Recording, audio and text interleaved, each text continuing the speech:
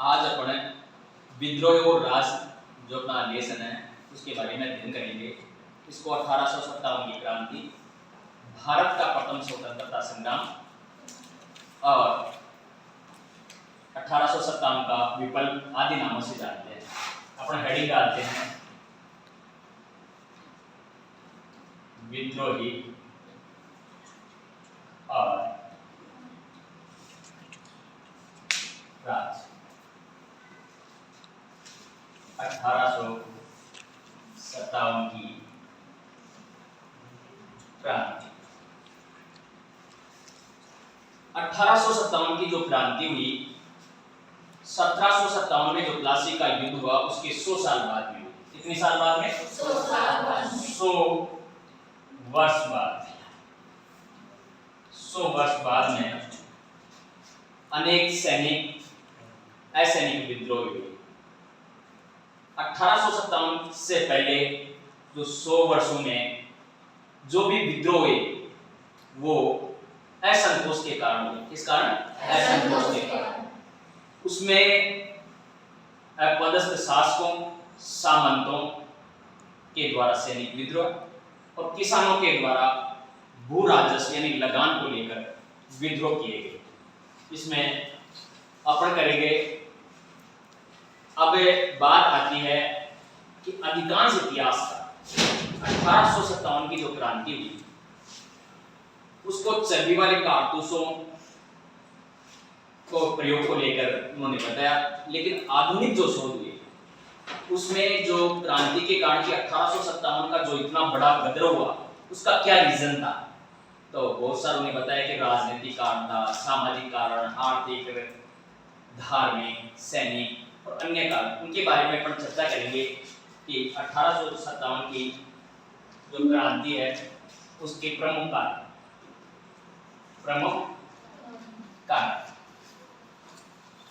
कारणों में अपन चर्चा करते हैं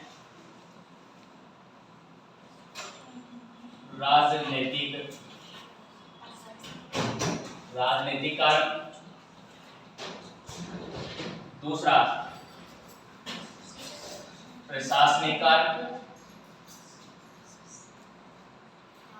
तीसरा अपन कर सकते हैं इसमें सामाजिक और धार्मिक कारण। दोनों को अपन जॉइंट में कर सकते हैं, सामाजिक व धार्मिक कारण। चौथा कर सकते हैं आर्थिक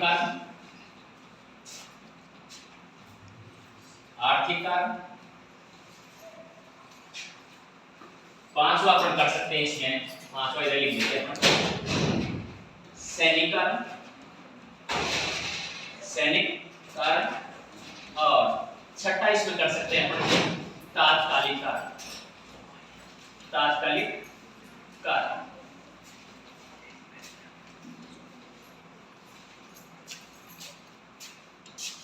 इसमें सबसे मेन बात जो बड़े एग्जाम में पूछी जाती है कि 1857 की जब क्रांति हुई उस समय भारत का गवर्नर जनरल कौन था। ये बात है कि भारत का गवर्नर जनरल लॉर्ड कैनिंग। इस बात को ध्यान रखो आप, कौन था ये? Governor general.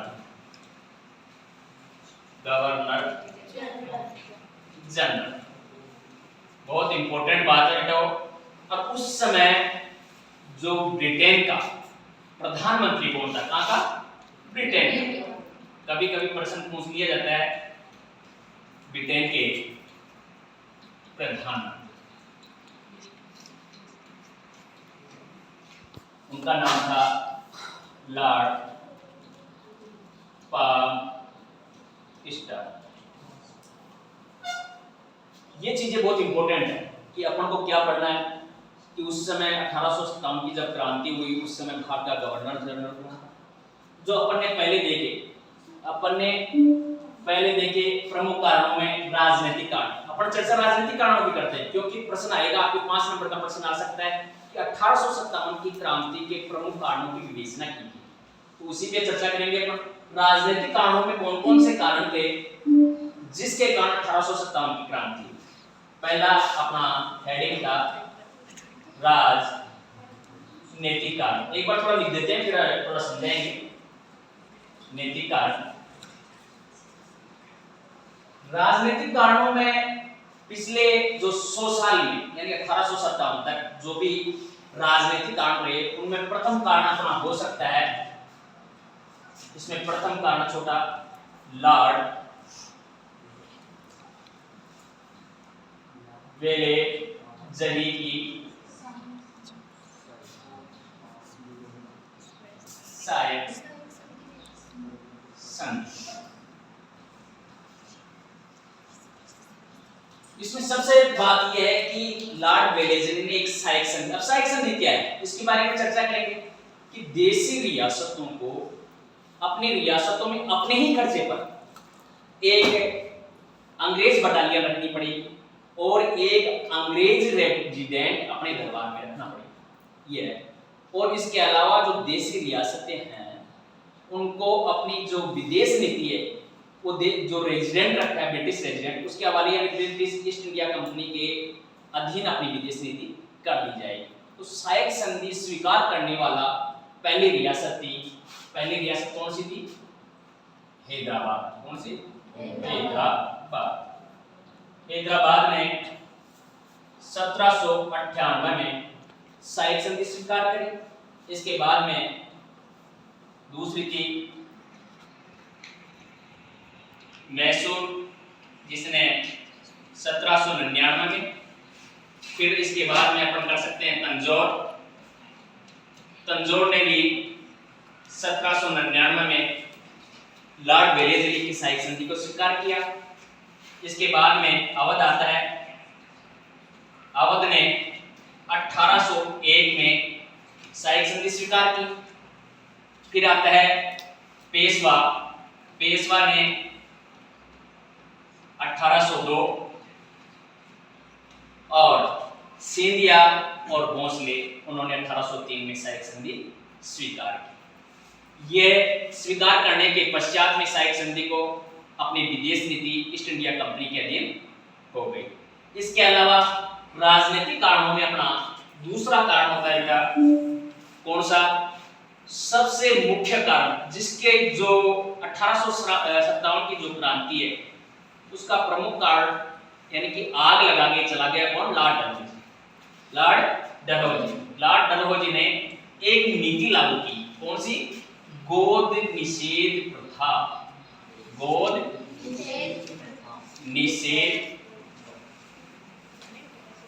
प्रथा या इसको अपन कह सकते हैं व्यापकगत सिद्धांत। क्या कह सकते हैं? व्यापकगत सिद्धांत, या इसको कह सकते हैं डॉक्ट्रिन ऑफ लैंड्स। इसके द्वारा क्या था कि भारतीय जो राज्य थे उनको 3 श्रेणियों में बांट लिया गया। एक राज्य वो जो कभी भी किसी सर्वोच्च सत्ता के अधीन नहीं रहा। दूसरा राज्य वो जो कभी मुगलों या मराठों के अधीन रहा। तीसरा राज्य वो जिनका निर्माण अंग्रेजों के द्वारा किया गया या अंग्रेजों की सहायता से किया गया। अब तो तीसरा प्रकार का राज्य उसमें एक नियम लगा दिया गया लॉर्ड डलहौजी ने। क्या नियम लगा दिया कि यदि किसी के पुत्र नहीं हो तो उसकी रियासत को हड़प लिया जाएगा, यानी कि दत्तक पुत्र का नियम था उसको हटा दिया गया। इस नियम के अंतर्गत जो पहली रियासत हड़पी गई वो थी कौन सी? सतारा कहां पर है? महाराष्ट्र, जिसको 1848 में हड़प लिया गया, यानी कि ब्रिटिश इंडिया कंपनी का वहां पर शासन हो गया। दूसरी अपनी थी जयपुर और संबलपुर, जिसको भी 1849 में ईस्ट इंडिया कंपनी के अधीन ले आए। कौन कौन सी हो गई? सतारा, जयपुर, संबलपुर, बघाट। एक ही बघाट जिसको 1850 में व्यक्तिगत सिद्धांत के अंतर्गत उस पर अधिकार कर लिया गया, उस पर अधिकार कर लिया गया। फिर इसके बाद में आती है उदयपुर, उदयपुर 1852, झांसी 1853 और नागपुर, कौन सी? नागपुर 1854 के अंतर्गत इन रियासतों पर अंग्रेजों का अधिकार हो गया।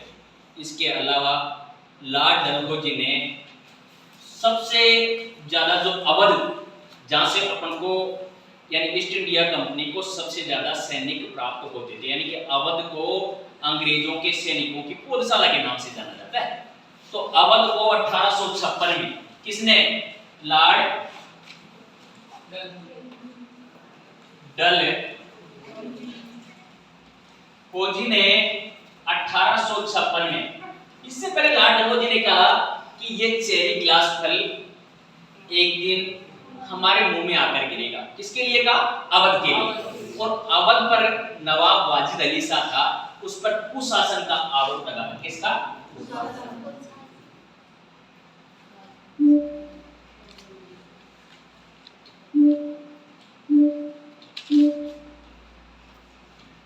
कुशासन का आरोप लगाकर क्या कर लिया गया? हड़प लिया गया। किसको हड़प लिया गया? अवध। इसमें ये कारण हो गए अपने राजनीतिक कारण। आगे चर्चा करते हैं बेटा अपन राजनीतिक कारणों के अलावा, क्योंकि बड़ा प्रश्न आता है, कंपटीशन के एग्जामों में भी ये पूछा जाता है। अब आता है अपना प्रशासनिक कारण। प्रशासनिक कारणों में मैं वैसे ही बता देता हूँ आपको कि प्रशासनिक कारणों में जो भारतीय सैनिक या और कोई भी जो कर्मचारी थे, उनको ऊंची पदों पर पदोन्नति के अवसर बिल्कुल नहीं थे। जैसे कोई सैनिक था, उसको सूबेदार से ज्यादा पदोन्नति के अवसर नहीं दिए जाते। अब अपना मैं और आता है आगे सामाजिक, तीसरा कौन सा? सामाजिक और वह दोनों का एक नहीं कर लेते अपन, धार्मिक कारण। सामाजिक कारणों में जो भारत के लोग थे, या अपन यूं कहें कि रूढ़िवादी लोग थे, जो भी सामाजिक सुधार हुए उनका उन्होंने विरोध किया। जैसे 1829 में अंग्रेजों के द्वारा सती प्रथा को अवैध घोषित कर दिया गया।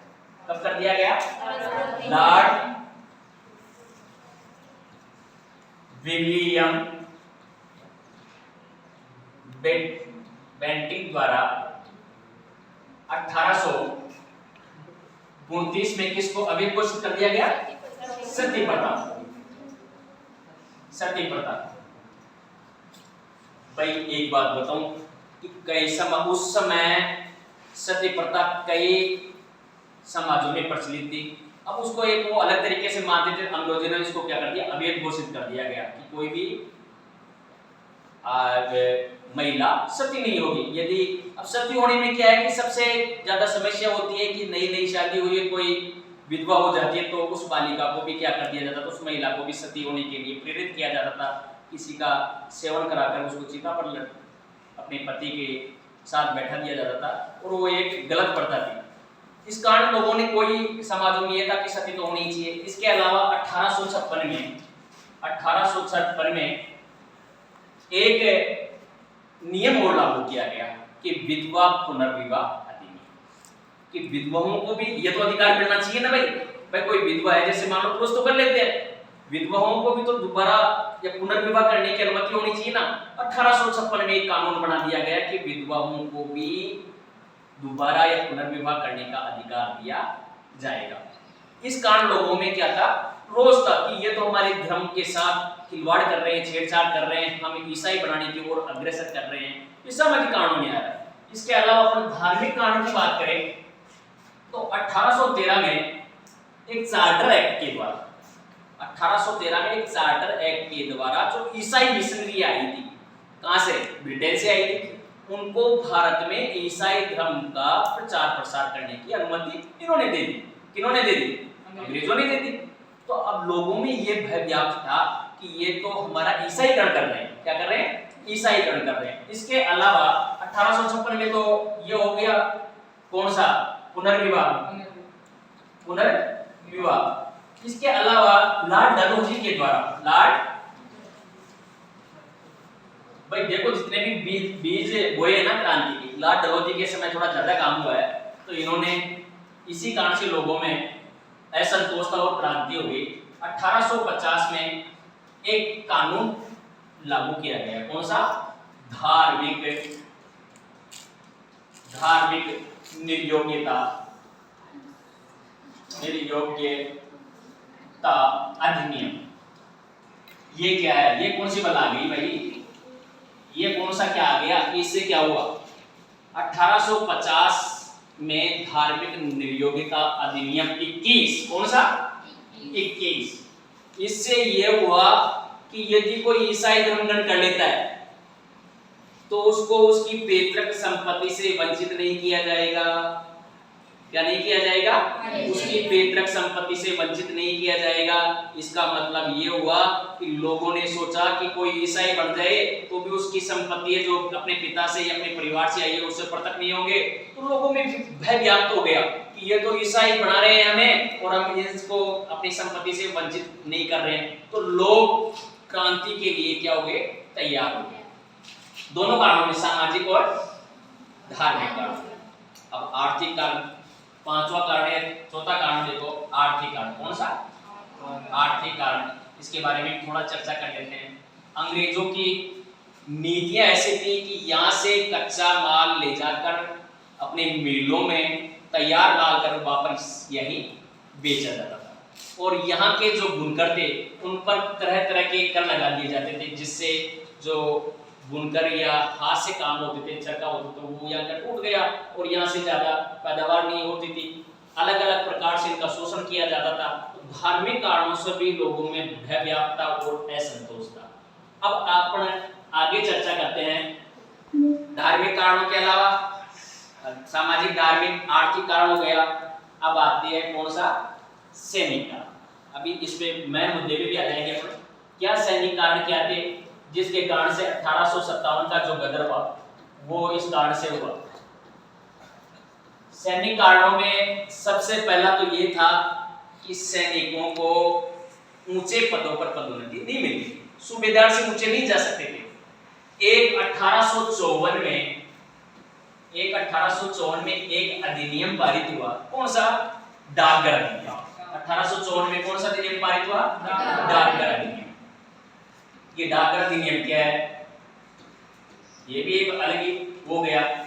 डाकघर अधिनियम का मतलब है कि जो सैनिक जो सेना में थे उनको डाक सेवाएं, यदि कोई भी कोई चिट्ठी लिखनी हो या किसी और प्रकार की कोई सामग्री भेजनी हो तो वो निःशुल्क होती थी। 1854 में जो अधिनियम बना उस पर उनका पैसा लगने लगा तो सैनिकों में असंतोष हो गया कि इतने दिनों से हमें ये निःशुल्क मिल रही थी, अब इसको किस प्रकार इस पर टैक्स लगा दिया गया। इसके अलावा 1856 में एक नया अधिनियम बना, सामान्य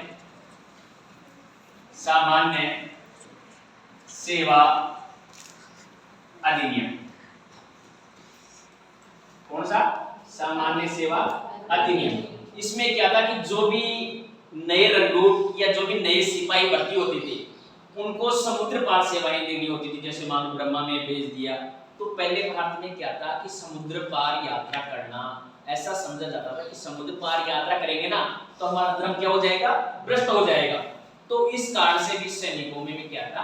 असंतोष था। तीन कारणों से, डाकघर अधिनियम, सामान्य सेवा अधिनियम, पदोन्नति के अवसर नहीं थे। इस कारण भी लोगों में रोष भरा हुआ था। अब वो गुस्सा कब फूटे? भाई ये तो थोड़ी है कि 10 मई को जब 1857 को जब क्रांति हुई उसी दिन, उसके कारण तो बहुत सारे होते हैं ना भाई। जैसे मान लो अपने भी घर में या कहीं आसपास में होता है कि एक बार से कभी लड़ाई नहीं होती, बार बार जब कोई गलती करता है तो एक दिन होता है ले चल तैयार हो जा, आज तो मैं बता ही देते हैं। तो इसी कारण से ये हुआ। अब है तात्कालिक कारण। कौन सा? तात्कालिक कारण। 20 मिनट कारण जो मेन कारण माना जाता है। तात्कालिक कारण में क्या था कि ब्राउन बेस राइफल्स के स्थान पर कौन सी? ब्राउन बेस 20 मिनट की राइफल 5-15 मिनट के इस स्थान पर कौन सी राइफल का प्रयोग किया जाने लगा? Enfield rifle. अब भाई देखो मैन जो चिंगारी लगी ना 1857 की, जब यही राइफल थी, इसमें क्या था जो एनफील्ड राइफल थी ना उसमें दो चीजों की चर्बी लगी हुई थी, एक तो गाय प्लस 20 मिनट उठ जाने का 20 मिनट चैप्टर क्लोज हो। अब गाय की चर्बी यदि जैसे मान लो एनफील्ड राइफल्स में कोई कारतूस लगाना होता था उससे पहले घूस से काटकर उसको लगाना होता था। गाय की चर्बी यदि इन दो के लगेगी तो उनका धर्म भ्रष्ट हो जाएगा, सुअर की चर्बी यदि मुसलमानों की लगेगी तो दोनों उनका भी भ्रष्ट हो जाएगा। तो सभी लोगों में रोष हुआ और उन्होंने कहा कि हम इन बंदूकों का प्रयोग नहीं करेंगे। अब 1857 की क्रांति जो एनफील्ड राइफल्स का प्रयोग करने से जिस व्यक्ति ने मना किया उसमें सबसे पहला था मंगल पांडे। कौन था? मंगल पांडे। थोड़ा अपना नक्शा बना के चैप्टर क्लोज कर दे सर, हो गया सर 21 मिनट का नक्शा बना के थोड़ा बता देते हैं। रोक देते हैं।